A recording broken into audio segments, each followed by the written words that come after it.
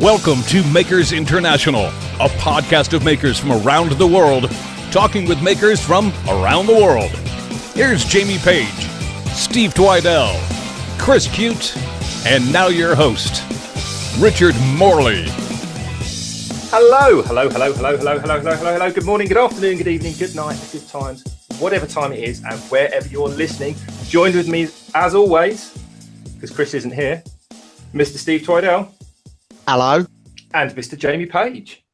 Hello. Crikey, we used to have 5 people doing this. We're down to 3, and it's like rats on a sinking ship. What on earth's going on? It's because Steve's here, I'm telling you. What it is. I smell. It's all that hard work. Right, so being as we don't have a guest on this evening, we'll bring into the topic in just a second. Your excuse. But I will very quickly run through a few shout-outs, etc., and all the usual stuff from Facebook. And I'll thank Chris for this because he sent me a list because I've been a bit busy. And I won't mention the people that are in the live chat, just apart from saying if you're in the live chat tonight, good evening. So from Facebook, and I think it was the Facebook group, Chris said, or something like that, we have very quickly Billy Burl, Gerald Redsmith, Twisty Cross UK, Wood Turning by Alan Scannell, Peter Miller, Paul Wilmore, Mark Christopher, and Katie Dotson. So a big thank you, shout out to all of you people. Don't forget you can comment, like, subscribe, do all that good stuff on various Instagram-y type, YouTube-y, social media-y, Facebook groups, and all the rest of it, and whatever your favourite fruit-based MP3 player is, as well as SoundCloud. So, as always, tonight's show is brought to you in part by Yorkshire Grit, Wood Turner's Abrasive Paste, our good friend Chad over at Mancrafting, and Pam from Highland Boxes. All of these people giving away cool stuff fairly regularly, and all the information is on our website at makersinternationalpodcast.com/sponsors, where Jamie puts all that kind of stuff fairly regularly, I believe. He's nodding. That's good. Excellent. Well, I'm assuming since Chris is not here that we don't have a random listener question for the week. So we do, actually. We do we? Okay. We do. All right. There is a question from a while ago. We have absolutely no idea who asked it, but I do remember it. And it was, what mics do we use? Excuse me, I do have a flu. You'll have to get over it. Oh, I've got a flu as well. It runs from the burner all the way up the chimney. You're the one that has to get over it. True that. Let me have a good cough. 1 second. Right, what mics we use? Well, for the podcast, I use a Snowball. For video recording, I got given a camera by Chris, which is a Canon Vixia. I think it's an R700. At the moment, I'm using the onboard microphone for that. But I have actually bought a lapel mic thing from that Wish thing. I don't know how good it is. Haven't tried it yet. If it's rubbish, do you play the Wish game? Do you play the Wish game, Jamie? Do you? Yeah. I know Kat plays it. Well, it was Kat that got me on it. I saw some really weird things on there the other day. You had to like pee in a bottle. They're like shiwis, but you go straight into bottles. So for anyone that doesn't know what we've kind of just zipped off on a tangent, but bear with because I think it's probably worthwhile. If anyone doesn't know, there's a game called What Random Crap Is Wish Trying to Sell Me Today? And anyone that knows what Wish is, it just basically has a random stuff on it. And what you do is when you get a little advert or something like that pop up in your social media feed that Wish thinks something that you'd like to buy, which is usually really random, you have to send it to your friends. And it's fun. Like brighten up your day. Sorry, Jamie, I just hijacked your. That's all right. That's all right. But yeah, that's basically it. Is I use like a little lapel mic from Wish, and if that turns out to be rubbish, I'll probably end up buying a different kind of plug-in mic. So yeah, we'll see. Yeah, I use several. So I use my camera mic mainly when I'm doing my YouTube videos, and that is just Panasonic, one of the small little handheld Panasonics. That's all I use for that, and the mic on that is actually really good. And I've been lucky enough that all 3 workshops I've worked in have got pretty good acoustics, because the walls are made of stuff that are good acoustics. I don't know. That's as technical as I get with sound. But I've been told because of the way the shops I'm in, I get good sound from that camera. And then I use Logitech Bluetooth headset with mic for doing my lives, when I do lives. And this one is a Turtle Beach Air Force Recon mic and headset. If I'm really stuck and this backs up, the mics on the Logitech HD 1080p webcams aren't too bad for doing lives either. But other than that, that's pretty much me. Did you say Turtle Beach Recon? Turtle Beach Air Force Recon. Oh my God, that sounds like a cross between Mario Kart and Rainbow Six. Like, Yeah. I'm assuming that's a video game thing with a name like that. Don't know. I just picked it up, and I've always been told that it's good sound considering it's just a headset. So I go with that. Call of Duty meets Mario Kart. Sweet. Well, for the podcast, I use a Yeti, which is the same people that make your snowball, I think, Jamie. Yeah, I believe so. Yeah. So yeah, whoever make the Yeti.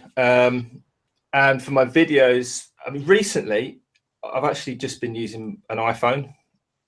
Nothing special at all, because I've got a DSLR which I add a Rode video mic to, like a little shotgun mic. But I'll be honest, I don't think it's worth it. I don't know if I've got it, so I probably should use it. But I think looking back, if I hadn't bought it, I wouldn't care, and I don't think anyone else would either, to be perfectly honest. So I sort of wish I'd saved all that money on the camera and the mic. I'd rather have it in my bank. At this minute, I'd rather have it in my bank than in a camera and a video. So, no idea. Oh, here he is. Hey, Mr. Chris Cute, how are you? He can answer Chris's Corners question. Yeah. Sorry, We guys. can't hear you at all, Chris, by the way. You Yeah, can. we can. Yeah, we can. I can't hear Chris. Hold on a second. You can hear He's me. Shut up, joking. Richard. No, I'm not. Seriously, I'm deadly serious. I cannot hear what Chris is saying. Well, then how the hell did you just respond to me? Jamie, can you hear me? Yeah. I can Steve, hear you. can you hear Chris. me? Yeah. You're very blued up and sick sounding, Chris. Well, I am sick. I mean, I've got a cold, but I mean, I apologize, No, guys. seriously, I genuinely can't. I haven't got a clue what Chris is saying at all. All right. So- Well, I tell you what. Let me log out and I'll log back in. Maybe that'll help Richard. I'll be right back, guys. Hold on. Someone Wow. care to translate that? He said he's going to log out and log back in because Richard's a knob. See, that I believe. That genuinely, I couldn't hear what he was saying at all. Can I just say before Chris comes back, just quickly, with all the thank yous, I forgot to mention, I had about 4, maybe 5 emails last week after the show regarding depression and all that. And thank you very much. All those people know who they are because they are private emails. I'm not going to shout them out, but thank you for touching base and getting in touch with me and saying how much the show meant. It was really great feedback. So thank you very much, guys. And I'm glad that we opened a few doors for people. Awesome. Richard, can you hear me now? No, still can't hear Chris. I can just see his mouth moving. What the hell? That's weird because when you came on earlier, your mic you couldn't hear us, could you? No. Maybe if you go away and come back. I guess Maybe if I just go away and don't come back. Well, that's always an option too. I'll tell you what. Well, you guys talk amongst yourselves and crack on with the show, and maybe Chris can tell us about what mic he uses.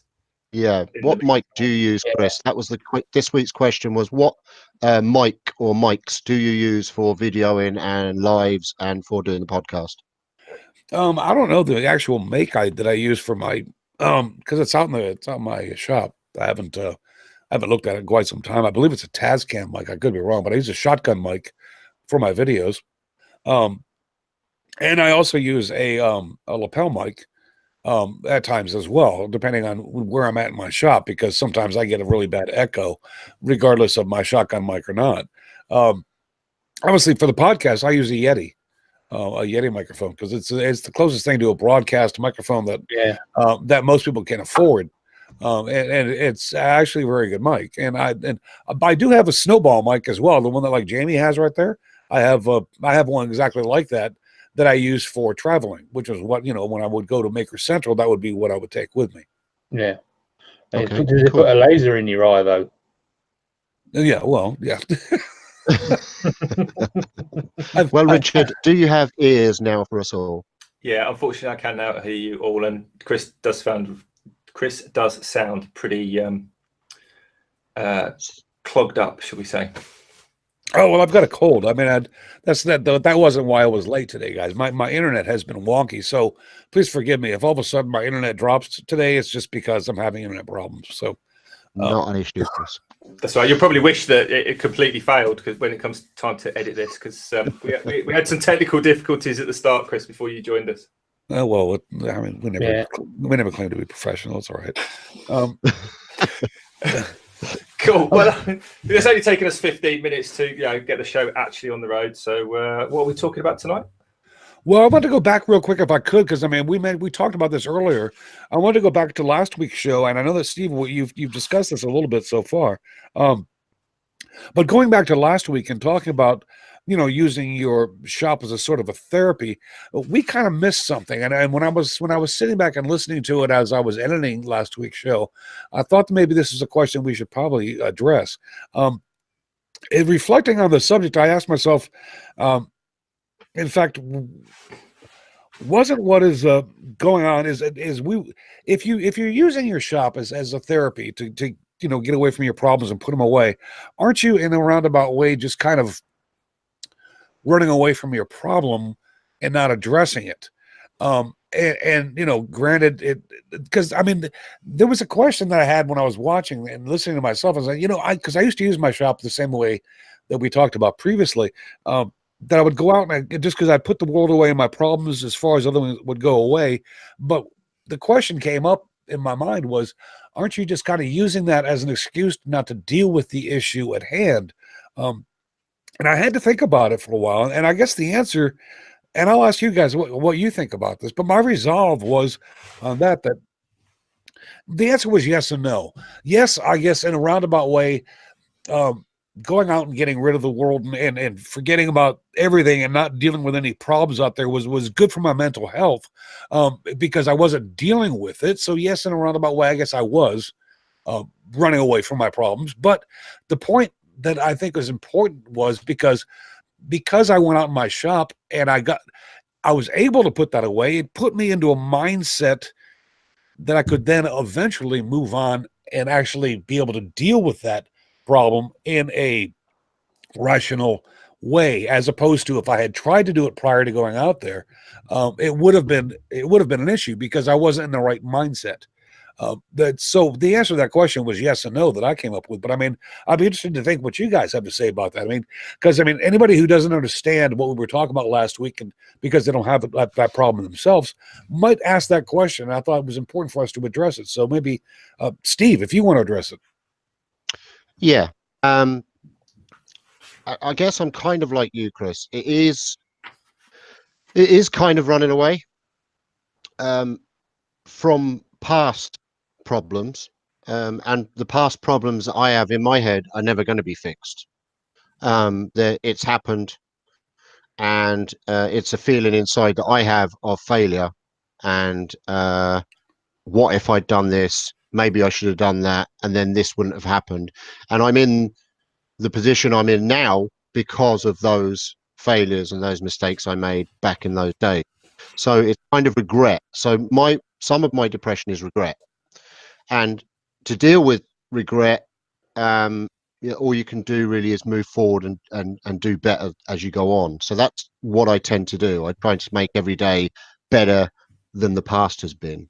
So, but also you're not running away because it's giving you an avenue to deal with what's going on in your head as well, rather than take it out on everybody else around you. And it's calming you. It's nearly like a drug, you know. You get in your shop and it instantly puts you in your happy place. your endorphins are going, you're happy, you put your favorite music on, and you just it just calms you, and it allows you to move forward and face the world the next day or the next hour, next minute. But yeah, like you, yes and no, but not really running away, just using it to deal. I'm just kind of curious. Would it kind of be kind of like a Christmas Day, Boxing Day kind of thing? You get high and hyped up for Christmas Day, then Christmas Day is over, all the hype's gone, and all of a sudden it's on. Okay. Do you know what I mean? Yeah. Yeah. And then all of a sudden there's kind of like Happy New Year. then there's kind of like Happy New Year. Then there's kind of like you've managed to get all your kids everything they wanted, blah blah blah. Then the next day comes and all of a sudden everything you bought them's over in the corner. They're bored of it, and it's kind of well, because all that hard work really worth it. Now you're disappointed, you're down.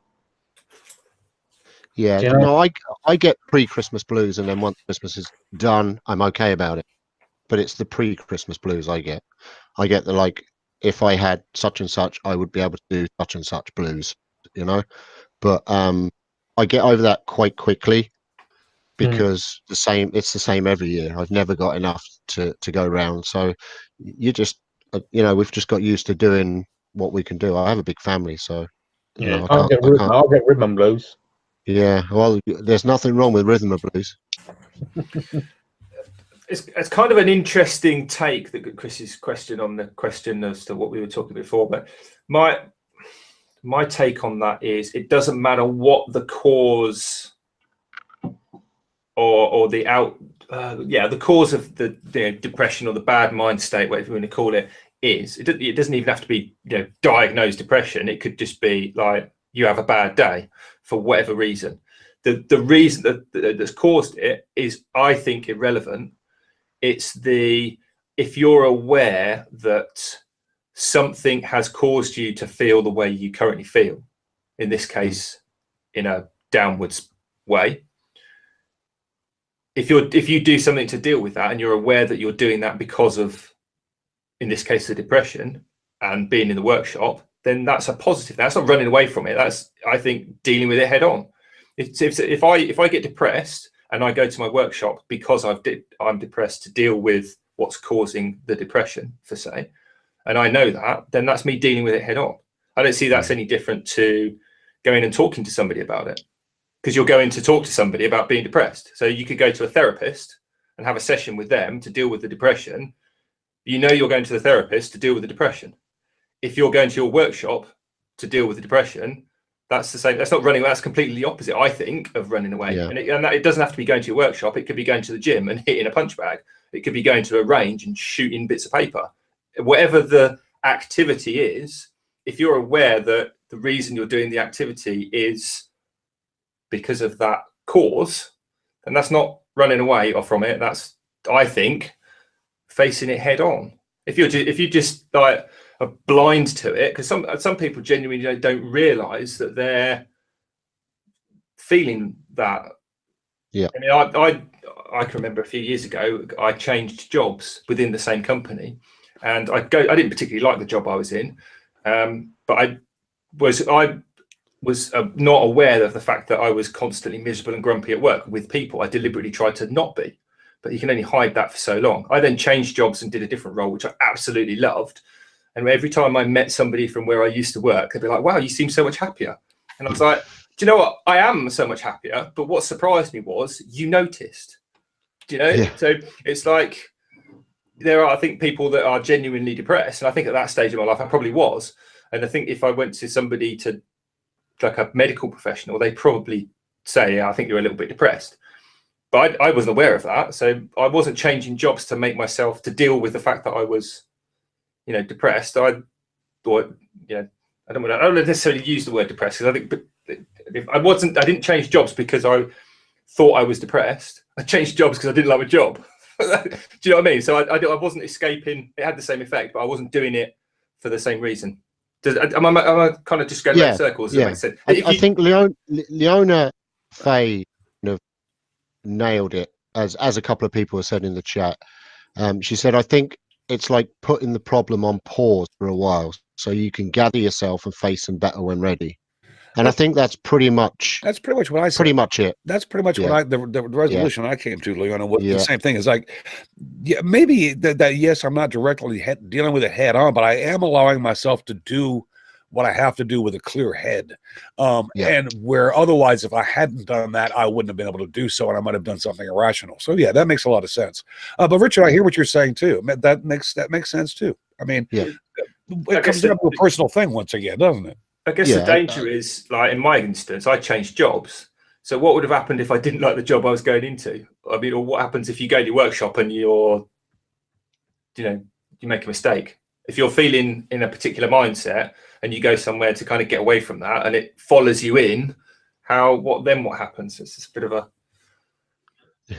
I see a couple of people mentioning medication in the chat. Just chatting it. They're not, they're being joking about certain bits and pieces. But I mean, one of the reasons why I don't use medication for my depression, I have done in the past, and if it gets really bad, I have to. But like that, if I take medication, I can't use half the machines that are in my workshop, so I'm not going to do that. It is really advised not to use a saw when you're on some of the crap that I'd have to take. So yeah. I think does that answer your question, Chris? Because you've brought this up. I think it does. I think it does. I mean, I think, down, man. Well, no, it's just that I'm sorry, guys. I'm losing my voice here. I think once again, it just kind of it answers the question that I think we failed to ask last week, only because there's somebody out there who might have watched that and gone, well, you just deal with your problem, and that's just. I wanted to make sure that people understood that it's just not that easy, and it's a little more complicated than that. Yeah, but it also leads us into this week's topic, because we were talking about this, and I think Jamie, you were the first one to bring this issue up to our attention, and Steve, you were the one that actually said, we should talk about this. So if either one of you want to kind of hop on board as to what we're talking about today, it's a matter of YouTube and creators, and kind of the way that YouTube can screw with your head sometimes as a creator, and especially if you have. If you're having difficulty with, I don't know, how would you put it, Steve? I mean, self-worth, or whether it's worth doing, or I mean, I don't know how to. I'll let you guys take it. Appreciation, I think. Appreciation. I guess it would be how the comments and that can affect you, and I mean, if I was to go on there and call Steve a douchebag on his comment section, and all of a sudden 10 other people went and did exactly the same, that's going to have some sort of a mental effect on him. Yeah. To a certain degree. Do you know what I mean? Yes and no. I think there is a huge difference between trolls on YouTube and the fact that your stuff just isn't being viewed, or you're getting a lot of thumbs down or thumbs up. I mean, thumbs down, thumbs up, it never really bothers me, that kind of side. But the thing that it gets to me a bit, I'm getting used to it now. What gets to me is that you spend lots and lots of hours making an item, lots and lots of hours editing and uploading. So I mean, some people's internet connection is so crap that it can literally take up to 15 hours to upload some people's videos to YouTube. Do you know? They just leave it running. And then when you only get 15, 20 views, sometimes higher, sometimes lower. If that's happening every video you're uploading, it does get you. It can get you, and it depends on why you're doing YouTube and for what reason. I think if you head into YouTube wanting to be YouTube famous and think that you're going to put a video up and everyone's going to love it straight away, it's never going to happen. But I think what happened to me was on my YouTube, I got very lucky with a couple of videos I did. I got huge spikes in subscribers, and it was great for a year. I was getting thousands of hits, and then when the adpocalypse hit, boom, my YouTube channel just went non-existent. It died. I mean, you see a lot of videos out there, my YouTube channel is dead, you know, and it literally is like your channel has just died. But then you've got the other people that are trying to make a living out of being YouTube creators, but also whatever they're doing the videos on. I'm a wood turner, so we'll just say, for instance, if I was doing wood turning and I was doing wood turning for a living, and I was using YouTube and the social media as a backbone to get my name out there, and for people to follow me, and for me to get bookings for demonstrations and stuff like that. If your stuff's not being viewed and you're not getting the comments, that can just kick in the gut too, because you think, hold on a minute, are people actually interested in what I'm doing? And that's a big problem then when it's your living. Let me ask you a question, Steve. I mean, how long, and I honestly don't know this. I know it's been a couple of years at least, but how long have you been on YouTube? I think this is my 4th or 5th year, I think. Okay, 4th or 5th year. I mean, that so I understand somebody who's been doing it that long would make sense. But let's say you've put a year into it. Isn't a lot of the problem that we're and I don't want to generalize this because it's obviously not true for everybody. But I mean, I think I see a lot of this around YouTube, and especially with creators that are relatively new. And but I mean relatively new. I mean they've been around a year, maybe less.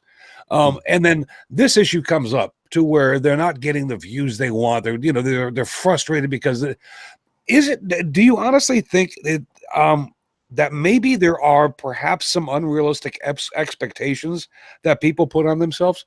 Where they expect something to happen before they do it, and when it doesn't happen, that's where this frustration lies. Because I see a lot of people complain about being a small channel, and I understand, because I mean I was a small channel myself, and let's be honest, in real life speak, I'm still a small channel, but there are people that are there just trying to make it to the YouTube threshold to get to the AdSense that they would like to make some money, and they're a year into it and they're still not there yet.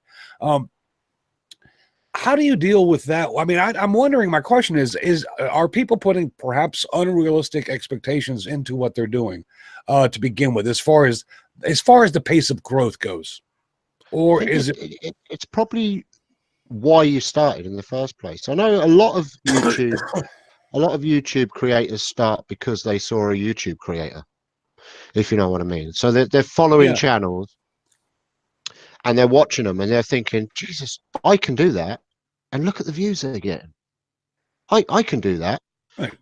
I can turn a bowl, and that's just had 22,000 views. Oh, I can do a candlestick, and that's had 15,000 views. So they put this mindset in of, well, maybe if I jump on, I'm going to start getting them views as well. Do you know? But what they don't realize is that YouTube creator has been working his nuts off for the last God knows how many years to get to the point of getting those views, or they've been extremely lucky and they've been noticed, and then YouTube themselves have pushed and shared their stuff, which is, that's what happened to me. YouTube would just pushing my 4 videos out constantly, pushing and pushing and pushing, like I said, until their whole analytics changed, and then that stopped. I think it's important because I've ran into this a lot within the music industry as well. There is no such thing, and if you think there is, you're wrong. There is no such thing as an overnight success.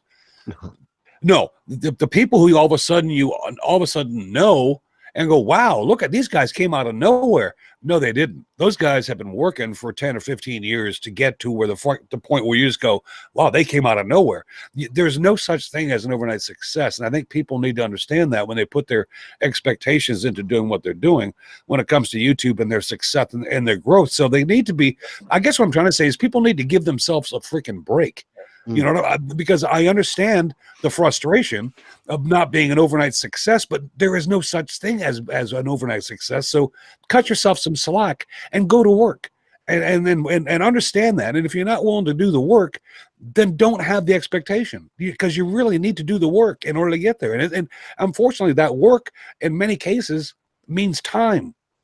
And it's not an overnight thing. It means years of dedication to do what you want to do to get to where you want to be. It doesn't happen next week. That's all. And with YouTube, it's not just one platform either. You're pushing yourself. You've got to push on all platforms. You've got to be constantly on social media pushing yourself to get seen as well. I mean, another a prime example. I mean, I don't really want to say prime example, but myself as an example. I mean, I've been around for a blooming long time in this community, and I've got 2,500 subscribers just above. I'm not monetized. I don't care about being monetized, though. That's the difference. Right. And that's why I don't go out complaining about the fact that I've only got this amount of subscribers, blah, blah, blah. You know, but I do also put in the time with the community, with everybody as well. And it still doesn't make a difference. You know, so I think it has a lot to do with you, because you're not actively proactive about going subscribe to my channel. I've never seen Jamie Page put a video out and then say, hey, if you like what you see, please comment, like, and subscribe, because that's not what you're about. So success to you has nothing to do with subscribers or things of that nature. It's the fact that you are, and Jamie, you are a success. Because there is nobody within this community that doesn't know your name and doesn't know who you are and enjoy who you are. So I don't doubt that. I mean, I wouldn't say success, but people know me. But I wouldn't say that. I mean, I wouldn't say successful on YouTube, not by any means. But it's a case of you also don't go shoving it down people's throats either. Because people don't like that. No, you're right. No, and that's the point where when you get down to and you start begging people to love you, is when they stop loving you immediately. Just to kind of try and follow on from what I think Chris was either had just said or was about to say. For me personally, I think as a creator or just as somebody that makes stuff and puts it out there for the world to see, it doesn't matter what the platform is. Doesn't imagine the kind of the time and effort that is put into producing whatever it is, whether it's a photograph for Instagram or a 20-minute video for YouTube, and all the associated back story to that as well. You got to accept, I think, two things and ask yourself two things. And first and foremost, why are you doing what you do? Why do you do it? Do you do it because you like? Do you put videos up? I mean, there's so many people that I see, watch, listen to, etc., that say, or I've heard people say, I just make videos, I like making things, and I just put the videos out to document them or to do this. And I think actually they're sort of secretly hoping, which is perfectly okay. I'm not saying that they're deceitful, because they're not at all. I started putting videos on YouTube because I saw other people doing it, and I thought, yeah, that looks like a laugh. But then once you get into it a little bit, suddenly you think, well, it could be a little bit more than just doing it for a laugh. So you try and do it a bit more than just for a laugh. And that's fine. Or like you, Jamie, as you just said, you just do it because you like doing it. Yeah. And that's what you do. You just do it because you like doing it. You don't push yourself. You don't. I mean, it started off as curiosity, and then curiosity became fun. Exactly. And the other thing is, what do you want to get out of it? Do you want to get money? Do you want to get? I'm not. Yeah, you do it for a laugh. So they're your reasons. But I think for anybody doing it or even looking to do it, you've got to ask yourself, what do you want to get out of it? Do you want to get fame, fortune, free stuff, or nothing? And whatever you want out of it is fine by anyone else. So when you've answered those two questions, why do you do it and what do you want to get out of it? You can't say, I don't think, unless you've got those two answers, that you're doing well or you're not doing well. And I think whatever your answer is, you'll always want to do better by your own scale than you're currently doing. And I think if you don't always want to go a little further and do a little better, then that's another implication, probably more about somebody's personality. Because I'm a big believer in always trying to push yourself that little bit further. Yeah. Yeah. Don't always do it, but just generally speaking across the board, always try and go a little further. So that's one thing. The other thing I think you have to accept is you might not get that. You might not get the fortune. You might not get the fame. You might not get that promotion at work. You might not get, the prize. Does everyone suddenly start jumping on Instagram and moaning because they didn't win the lottery that week? Well, no, but probably everyone that played the lottery that week wanted to win it because that's what they wanted to get out. Do you know what I mean? But and it's kind of almost and I'm not going to make any friends, I don't suppose, by kind of being quite brutal and blunt, but that's how I manage my channel and what I do on my channel and with my channel. Is you just have to be accepting that people probably aren't going to watch you like they perhaps used to. There's now more people on YouTube making and putting on YouTube than there are people watching YouTube, because there's still the same amount of people, and there's just more of them are now putting on YouTube than there are watching. So there's less to go around, if that makes sense. Yeah, and that's fine. And that happens in TV. You look at any, like, Chris, Star Wars or Star Trek? Yeah, there's no right or wrong. So Jamie, same question. Neither. Can't stand any of them. Just pick one. Star Wars. Star Trek, the one with Yoda. Right. So you pick one. Is that why not the other one? There's going to be people that pick watching Jamie Page over watching Justin Christensen, and vice versa. There's going to be people who pick. Right, they would watch me over Justin Christensen. But that's my point. There's going to be people that watch Steve over watching Mike Walt, and vice versa, no doubt. And there's going to be people that watch both, and you just have to accept that. I think that there's going to be people that prefer other people to you, and they're going to watch those other people. There's going to be people that love watching you, and then are suddenly going to get bored of you. So if you look at any TV program, whether they're on season whatever, generally season whatever, the viewing ratings are less than what they were 2-3 the previous season ago, and the episodes within the season, viewers always drop off, and that's just life. People get bored, people move on, we all change, we all evolve, our viewing habits change, and I think you just have to kind of deal with it. You have to kind of put your big boy pants on and accept it, or change, or do something different, because that's the other thing. If you do the same thing over and over and over, isn't that the definition of insanity? Doing the same thing over and over and getting the same result. You have to sort of evolve with it. And go on. So I think what we've got to look at the fact as well is that YouTube is more of an entertainment platform. It's an entertainment platform in a way. In the maker world, a lot. I kind of disagree with that, actually. Right. I think I would agree and disagree. I think there are people enough. I think there are enough people to watch it as an entertainment platform, but it's the second biggest search engine on the planet for a reason. Because if you want to know how to change the side lights on your new car, people go to YouTube. If you want to know how to, make a hangy oven and cook a chicken, you go to YouTube. You don't go to Google and find a website. You go to YouTube and watch 2 or 3 people clamber around making a hangy oven to cook a chicken. So there's the how-to videos and there's the entertainment videos. And I think there is enough of a pie still for people to go, what do I want to do? Because there's a lot of people at the moment. No, I'll backtrack a little bit. There are a lot of videos that are put out by people in the community that are just what they happen to be making at the time, whether it's a sign or a table or a storage thing for their workshop. Just the things that they were making. They just put the videos out, people to watch. Hopefully people will enjoy it and maybe pick up a few tips. And there are other videos out there, how to do this, how to sharpen a fingernail grind on your spindle gouge video. Boom. Very specific, and they're the ones I think are the ones that have got the longevity of views. I just think nowadays the way I look at it is, and I'm going to go down the wood turning side as well, because that's kind of my genre and where I am at. But if you look at the really, really popular wood turning channels, the really successful ones, if you can class success as viewers and views and all that and subscribers, okay, they're guys and girls that have been around for a long time. They've put hundreds and hundreds of hours into videos. They've got a lot of videos up there. They've done tutorials.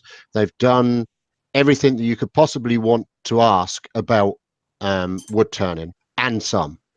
And they've been on the scene for a long, long time. So therefore they get the views because they're well known. And then when a new wood turner comes on the scene, somebody who is in the community says, hey, go and watch such and such because they've been around so long.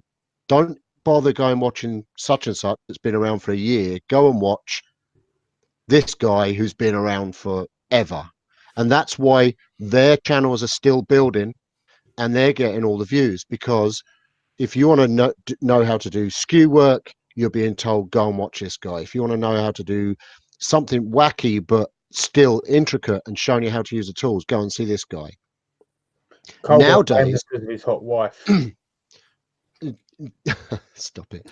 Nowadays, it's gone very entertainment, and they're looking for the package. To start with, they're looking for the thumbnail, the wacky thumbnail that's going to draw them in. Then they're looking for something different in a video. These are the guys that are joining, you know, these channels, and they're seeing these wacky video, the way it's filmed, where it's going in and out, wacky stuff that's being made, and you're getting what I call the office staff 30-second watches, 60-second watches, 1 minute watches, where they're sitting in their office bored, don't want to use their computer for what they're supposed to be doing, and they're secretly watching the funny, quick, bang, bang, bang, that was funny video, and wow, look what he made. Share, share, share. Do you know? And that's nowadays. And it's also evolving now into live entertainment type tutorials too. And the lives are coming into it, where people don't have to sit and just watch a video. They can actually interact, and it's getting more like TV. And that's why the live shows are getting more popular. But to do a live show and a regular live show, you have to put a lot of work into that too as a creator. So, you know, but I do feel that the ones that are successful, really successful in a particular genre, have been on YouTube forever and deserve to be where they are. I don't think that's necessarily the case, though. I can think of a few I won't name names. Yeah, that's what I'm trying not to do. But I can think of, I mean, I'm thinking specifically of two people, three, I'm going to say four people. Well, I'm not going to say four people, but I'm thinking of four people who have got big channels, and we're talking at least 50,000, who have been around for not very long comparatively. I mean, I'm not got to 18,000 subs on my channel, and I've been doing it since May 2013. So I've been I consider myself, rightly or wrongly, other people do say, for quite a while. I've been floating around on YouTube, and there are people that have been less than 2 years who are sitting 55, 60, 70, 80,000, 130,000 with one individual that just popped into my head, that did really well. And that's awesome. That's absolutely awesome for that person. I can see why people can get a bit, frustrated about it, because, I've been around for 6 years and it just, got these young whippersnappers just rocking up out of the blue and blah, blah, blah. And it's like, have a word. They're doing what they're doing. If they're doing what they're doing better than me, then I need to do. This is my own view of how I look at my channel. If I want to be doing what they're doing, I need to be doing what I'm doing better. And that doesn't necessarily. I don't want to come across really horrible, but sometimes you just got to kind of, like I said, put your big boy pants on and deal with it. Yeah. And whether that is you stop complaining and making it, like, I'm not saying you're complaining and making excuses, Steve, but I'll use it as an example because you're here and we can have a conversation, and at least I can offend you to your face and you can reply rather than somebody listening. Rather than saying, oh, I've got to do it live and I've got to put in all that effort and I've also got to do on this platform and that platform and that platform. If that's what you want to do, don't moan about that's what you've got to do it. Yeah. And if you can't, we are grown-ups. And I'm not having a go at you. Please don't anyone think I'm having a go at Steve. But it's like, personally, I think if that's what you want to do, that's what you need to do. Do you know what I mean? Rather than just be like, oh, because you're going to get the bad comments, you're going to get the thumbs downs. Once you've kind of got over that threshold and dealt with that, then you've got a load of other things to deal with, and this whole like, where do I put my channel? Is a decision that the channel owner has to make. And I think, as I said before, that decision is got to be based on why you're doing it and what do you want to get out of it. Yeah. Because to me personally, if you say I started YouTube because it's fun to document my stuff and I like doing it, you don't really have an argument for saying, why am I not at 100,000 subscribers when I've been here for this amount of time?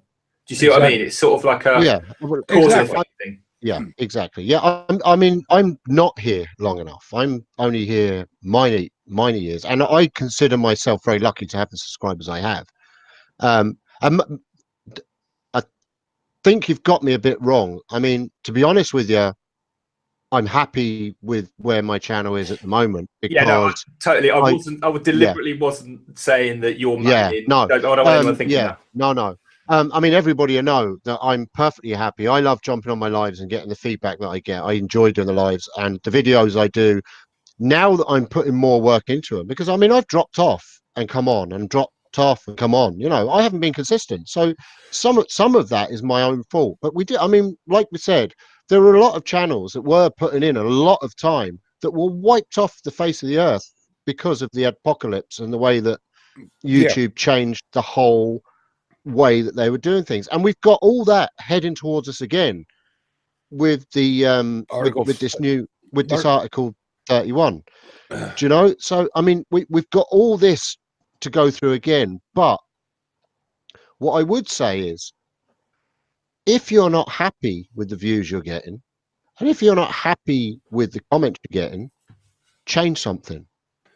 Because it really is. Keep changing and evolve with YouTube. Look, it really is up to you. I just want to add a positive thing as well to this. Can you not hear me? I don't want people thinking that I'm on Richard can't hear you. Sorry, Richard. Richard can't hear you, Chris. I don't think. Oh, sorry, Chris. No, that's okay, on, Chris. Yeah. No, look, I mean, Richard, if you need to log out and log back in so I can take part in this conversation, that'd be a good call. And maybe Jamie maybe Jamie and Steve could maybe suggest that to Richard since he can't hear me.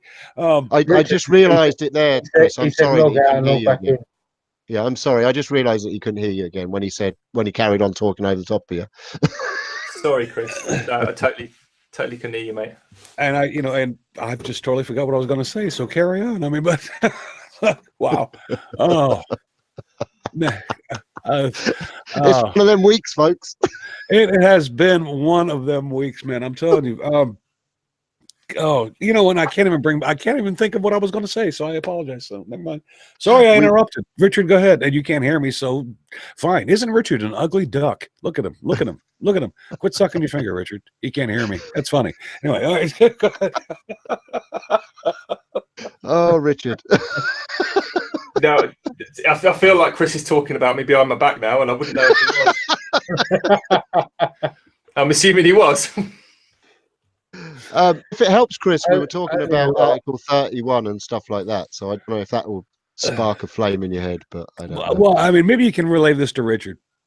Is that and I think we started this conversation because we became aware of a situation that and that somebody that we know we very much love was feeling frustrated. And I can only say this, that if you want instant recognition and instant success on YouTube is not going to happen, but it doesn't mean that it can't come with time. And I can only explain this in one way, is to show you and to tell you about a video that I put out about, I think, 2.5 years ago. And I put the video out, and after about, I believe, a month's time, the video had maybe 800 views on it. Okay, I mean, it's like it was just one of those videos that just really didn't gather a lot of attention. But for some reason,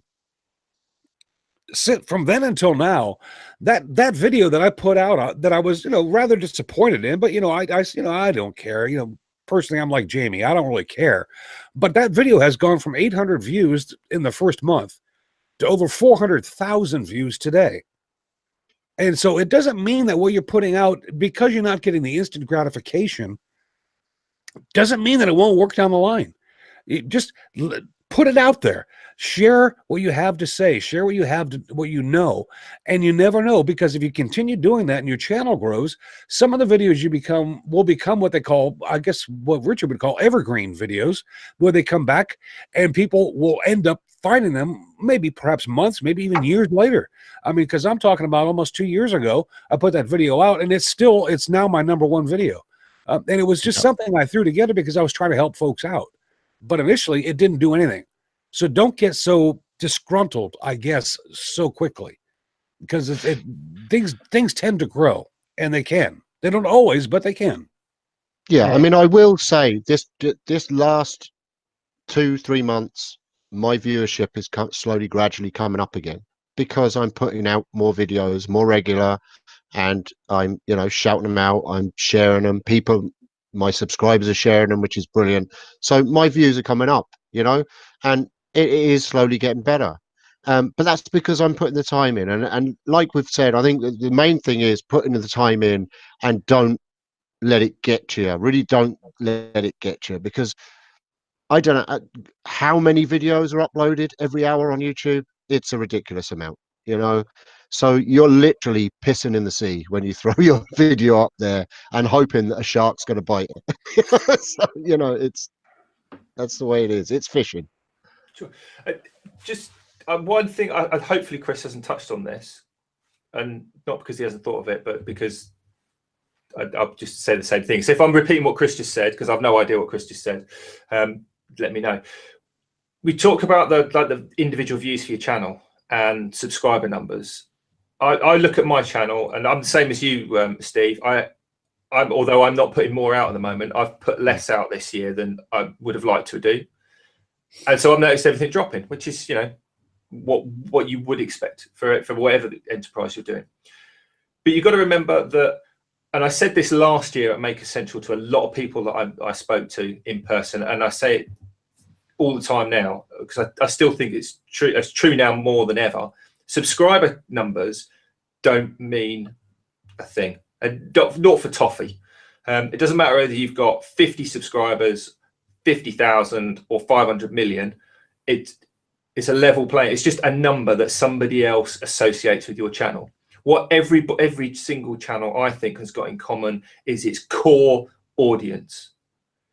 And I can almost guarantee when I do a live or when I put a video out that those few views, I can pretty much say that I know that you three, David Woodbarber, Andy Hill, Pam if she's not at work, and there's a few people that are pretty much in the chat, in the live, they're watching. And it's just like us when we put a video out every week on this channel. Yeah, same with the videos that you put out. You pretty much know that the first 2 or 3 comments are going to come from 1 of or 2 or 3 of 10 people, and they're your core audience. They're the people that you're going to go and have a conversation and a drink with in the bar at Make Essential.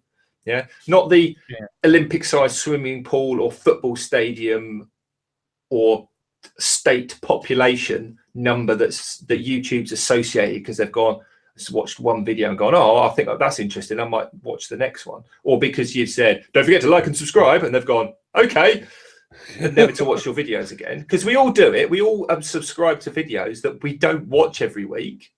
Be honest. Just be human and be honest. That happens. But remember this, and I'm talking to a couple of people that I've heard recently who have mentioned this to me without, again, naming names. Think of all the opportunities that your YouTube channel has provided you in the form of a company sees you and say, I like what you do. Do you want to come demo for us at Make Essential? I really like you. How about we'd like to send you some of our tools for you to use as what you do. Yeah, they're opportunities that you wouldn't have got if you hadn't put those few videos out. You might not be 1 billion subscribers, and you might not be earning 40 grand a day in AdSense, plus all the sponsorship deals from mattress companies and dog food firms. But there are opportunities you wouldn't have had otherwise. So kind of think about those. You know, if you might not be getting 1,000 views in the first 10 seconds, but you got these other things that you probably would have gone and bought the tools anyway. You probably would have gone and bought, maybe not the mattress, and you might not have a pet, but you get what I mean. Things that you probably would have paid for anyway that you didn't have to pay for as a result of putting a few videos out because you enjoyed putting the videos out. I think that's more important than anything. Subscriber numbers don't mean jack, I don't think. They're just a number. It's the people that watch. The one thing that YouTube definitely brings, and it's been proven time and time again, is that it brings you into a community. And it brings you friendships, and it brings you a following of such, and it gives you a place to go and chill with friends and people with the same interests. So if you don't get millions and millions of views and hundreds of subscribers, what you will get when you go online and say, guys, I'm really down, I'm not getting what I want, you'll get a barrage of love from people that generally are in the same boat. Yeah. Oh no, I hear you. And they're all trying as hard as they can. And but I also think it's fair to say that if you're doing YouTube and you're looking for fame and you're looking for fortune, then the 4 guys sitting in front of you today right now are probably not the people that you want to be listening to, because that's not how we're wired. We are not looking for fame. We're not looking for fortune. We're doing this for a totally different reason. So if you're frustrated because you're not famous, or if you're frustrated because you haven't made $1 million yet, or whatever the case may be, then we're not the people to turn to for advice. I mean, let's be honest about that, because that's not why any of us got into doing what we're doing. It's just we do it because we have fun. And if you know, hey, if 20,000 or 30,000 or 20 people are into what we do, we're happy no matter what. We don't care. I mean, I don't know. I don't want to speak for all 3 of you, but I mean, for myself, I frankly don't care. I never had any expectations walking into this thing of anything. So I mean, anything that I get on the odd end is going to be freaking a bonus. It's like, wow, look at that. Isn't that freaking cool? So I'm happy with whatever.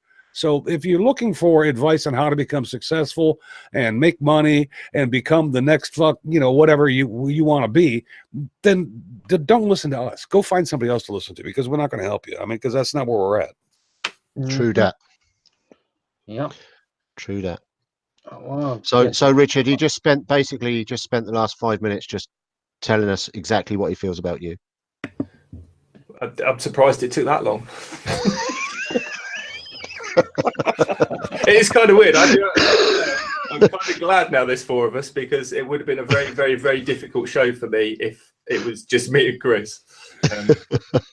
No idea what you were saying. Literally, Chris, you could have been saying whatever. I feel like has he done his shout out or anything like that, Steve? Because you have to. No, let's do that. Let's do shout outs. Let's do shout outs, he said. Shall we? Jeez, I feel like someone between a new Chris like a blind date or something. The internet's dying, so basically we've got to relay all our conversation through Ireland from England tonight to get across the Atlantic. It went not quite. Oh Jesus, we're in trouble if we're relying on Ireland. Awesome. Well, I'll tell you what, Beans is. I'm sure Chris will be able to do some really cool edit, but awesome. So how about Chris starts off with his shout out for this week, and then either one of you other 2 that I can hear can then jump in after him, and I'll know that he's done. Not a problem. I'll be happy to do that, because I honestly haven't spent a lot of time watching YouTube, but in lieu of something that came out or was posted this week, I'd like to recommend a channel that hasn't been active in a while, but has a load of useful content for beginners and mid to upper range woodworkers as well. So I'm speaking to those people who are new to the whole YouTube and watching woodworking videos experience. If you haven't gone and watched this gentleman's channel, or if you don't know about this gentleman's channel, I want to urge you to do so, because he's somebody who I honestly miss. that I used to really love. And I don't think this gentleman's been active for more than a year and a half. We had him on the show with us once, but the body of his work that he already has on YouTube, which still is there, is Mr. Lanie Shaughnessy. If you haven't gone and subscribed and looked at Lanie Shaughnessy's channel, and you're new to the whole YouTube thing and you're wondering where to go and what if you're looking for projects that are cool, I'm telling you, the man has it. And Lanie, I'll tell you flat out, we miss you, my friend. Because Lanie used to do excellent videos, shop jigs, projects, furniture projects, beginner projects, gift projects, turning projects. And in case you don't know it, Lanie was the guy who came up with the Whirly Gigs contest. He's the guy who used to have it. And then he's got several of those on there too. So, Lanie, we miss you. But for those of you who may be new to YouTube, go check out Lanie Shaughnessy. And that's my shout out for this week. Cool. No. Are you gonna do your Jamie's page, Jamie? And Jamie's page. God. Right. So I've only got a couple of things. Firstly, we've got Maker Central obviously coming up just round the corner. So yeah, make sure you go to makercentral.co.uk for all the information about that. Secondly, Martin over at MG Makes made it to 1,000 subscribers after a lot of time, I guess. So Patience. Yeah, patience. So well done, Martin. My shout out. Now, although Mr. Jake Thompson did a lot of editing on this video and he made the project, I think 50% of the credit should go to Elsection as well as Jake for this, because the intro to Jake's video, Deadpool versus Wolverine, Bad Burrito resin casting, is absolutely brilliant. Brilliant. Yeah. So funny. Basically, Jake casts Wolverine in resin sitting on the toilet, and Al from Al Sack Shack does a little sketch at the start of the video, and it's brilliant. So yeah, go over and check out Jake Thompson. So that's my shout out. Yeah, it's a great video. I'll go next, I suppose. My shout out, it's not anyone that isn't known. It's Slap Stuff Together. I think it's Ben is his name, is it? Yeah, Ben from Slap Stuff Together. He made Mama Bear box. It's a bandsaw box, but the carving detail that he put into that box was amazing. I love carving, as you all know, and just to see what this guy done with just a block of wood, it's outstanding. Beautiful box. So head over to Slap Stuff Together, give them some love, and look at the Mama Bear box, and look at all their other videos too, because they do some awesome stuff. Richward? I've literally the whole time from the minute Chris presumably started talking, I wouldn't know. I've been looking through my history, and I'm probably part of the problem, to be perfectly honest, because I haven't watched a lot of videos for a little while. Just the top 3 in my history were from I don't even remember watching them. That's how long ago it was. And I've mostly been watching Peugeot partner videos and reviews, and like people turning them into mini campers and stuff like that. Shout out Peugeot then. I don't think we need to shout out Peugeot, but what that kind of led me on to was I don't have a shout out. So what I'm going to do is I'm going to hit the subscription feed on my YouTube app on my phone, and I'm going to go through and watch a couple of videos from a couple of people that I haven't watched in a while, because that I think is also part of the problem. We watch from the home feed, not the subscriber feed, and that fuels the whole thing that subscriber numbers don't mean anything anymore. I've just realized I've got a really spiky thing going on with my hair here because of these. Yeah, nothing new. Oh, get over your anyway, vanity. Is this going to be a new segment then? Is it going to be like Random Rich? It could well be. Obviously, people listening from Wednesday onwards won't be able to see this, but anyone watching live, I just noticed that. Has that been like that whole? I'm gonna Rich, wear a hat next nobody time. cares about you. Right. No, there we go. So the point was to watch things. Everyone listening, go into your subscription feed and watch, even if it's just one video from somebody you haven't watched in a while. Go and give because you must have subscribed to them for some reason originally. So I'm going to do that, and I'm going to watch a video from I was going to say Gid Joiner, but I watched a couple of his the other day. I Build It DIY tips and tricks. John Heiss. John Heiss. That's one of John Heiss's channels. So I'm going to go and watch the 1, 2, 3 on planing, scraping, and sanding. I saw it in my feed, and I haven't watched it. That's why you can see there isn't a red line all the way across, only just the start of it. So that's that. Yeah, so that's my shout out. Cool. Rich. It was pretty random. I can't believe I just noticed that spiky thing on the Oh my God! That just Still, looks no weird. one cares. Still, no one cares no. about your hair, Richard. No one cares. I should really take more advantage of the fact that he can't hear me right now. But it's all right. Do you know, I got so much grief for, like, the whole time I needed to get a haircut, because I always grow my hair out like stupidly long because I'm lazy and tight and like, I don't want to spend 10 quid on a haircut. I got so much grief daily from Dave, like personal messages that just randomly at stupid o'clock going, when are you going to get a haircut? Oh, I got that. Woodbine was having a Connery out in the room in chat. Wow. Sorry, Dave. Tell You can get it at Richard, Maker Central. please tell Richard nobody cares. Chris says, Richard, Shut up and get nobody cares. Shut up and get on with it. awesome. So if you are still listening, thank you. Why? And if you're not listening, then we'll say what we like about you. We are back next week, presumably talking about something, but I don't know what. Until then, y'all have a good week and take care. We'll see you soon. Have a great week, everybody. See you later. Get your hair cut.